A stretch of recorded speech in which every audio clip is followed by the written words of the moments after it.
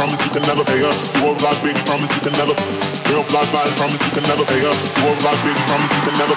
Real blood vibe, promise you can never pay her. You won't lie, baby, promise you can never. Real blood vibe, promise you can never pay her. You won't lie, baby, promise you can never.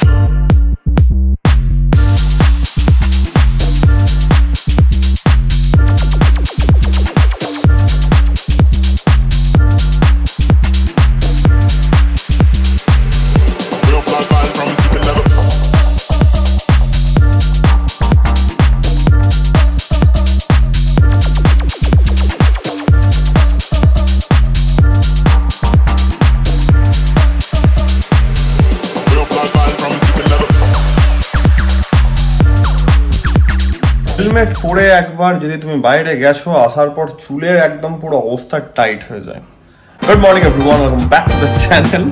Gym থেকে just এলাম, আজকের workout complete. আজকে ছিল আমাদের back and ব্যাকের সঙ্গে আজকে একটা আমি চেঞ্জ করলাম, ব্যাক অ্যান্ড বাইসেপস করলাম। যাই হোক, ঠিক আছে, কারণ আমি ট্রাইসেপসটাকে একটা দিন একটু আলাদা রাখতে চাইছি, একটু কারণ আছে, কিছু চেঞ্জেস হচ্ছে ওয়ার্কআউটের মধ্যে। যাই হোক, ঠিক আছে, সেটা একটু এক্সপেরিমেন্ট করে দেখছি আমি কিছু জিনিস। যদি ঠিকঠাক থাকে তাহলে আমি সেটাকে কন্টিনিউ করবো, নাহলে আবার যেটা করছিলাম ওটা অনেক ব্যাপার আছে। যাই হোক, যেটা হবে সেটা আমি পরে তোমাদেরকে এলাবোরেটলি বলে বুঝিয়ে দেবো কী হচ্ছে না হচ্ছে।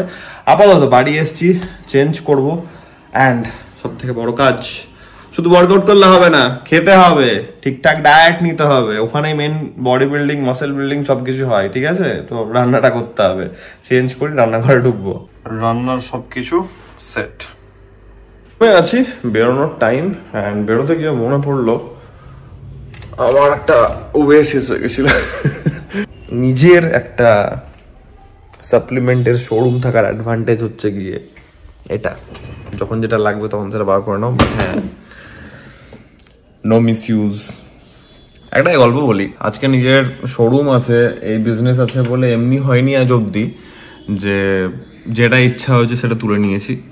আমি একটা ফানি গল্প বলি, এখন অবধি টিল ডেট আমি ইম্পোর্টেড প্রোডাক্ট ইউজ করেছি খুব কম, ঠিক আছে? তার কারণ হচ্ছে গিয়ে আইসোপিওর আমি আগে খেয়েছি, বিজনেস হওয়ার পর এখন অবধি খাইনি, ঠিক আছে? বহুত দাম। তা ডায়ামেটাইজ বহুদিন হয়ে গেছে, বিজনেস করার আগে খেয়েছি, এখন খাইনি, বহুত দাম। তারপর খেয়েছি আমি ইভোজেন, তাও তোমার যেটা ইভো ফিউশন, ঠিক আছে? এবার সেটার কারণ হচ্ছে গিয়ে আমার একটা ছেলে ছিল এখানে শোরুমে কাজ করতো, এখন সে নেই। যাই হোক, তো সে কি করেছিল, পরিষ্কার করতে গিয়ে ওটা ইম্পোর্টেড আছে, মাথার ইম্পোর্টারের স্টিকারটাকে মাথা ধরে মুন্ডু ধরে নামাচ্ছিল, নিয়ে ছিঁড়ে দিয়েছিল।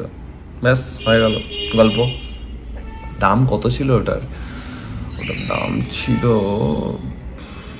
মনে নেই আমার, আমি মনে পড়লে আমি এখানে লিখে দেবো, মানে এমআরপিটা। যাই হোক, ওটা আমাকে লাস্ট অব্দি খেতে হয়েছিল, কারণ অবভিয়াসলি কেউ তো কিনবে না, ইম্পোর্টার স্টিকারটা ছিঁড়ে গেছে, মানে ইম্পোর্টার স্টিকার না, যে সিলটা থাকে মাথার মধ্যে, ওই সিলটা ছিঁড়ে দিয়েছিল, ওই চক্করে আমাকে খেতে হয়েছিল ওটা একটা।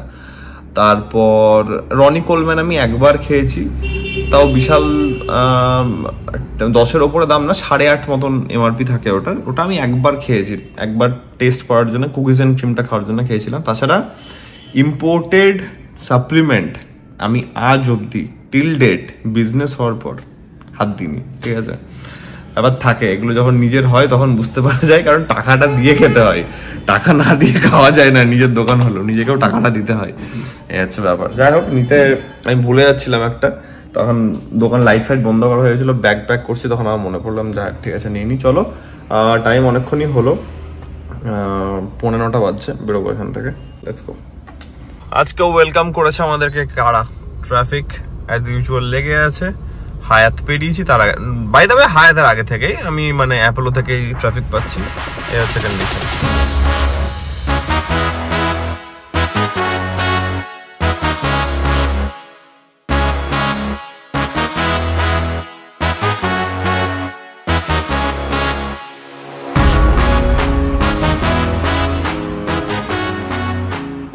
বাড়ি ঢুকে মানে তখন একটাই জিনিস মনে হয়, কতক্ষণে বিছানাটা ডাকছে, গিয়ে ঘুমাবো।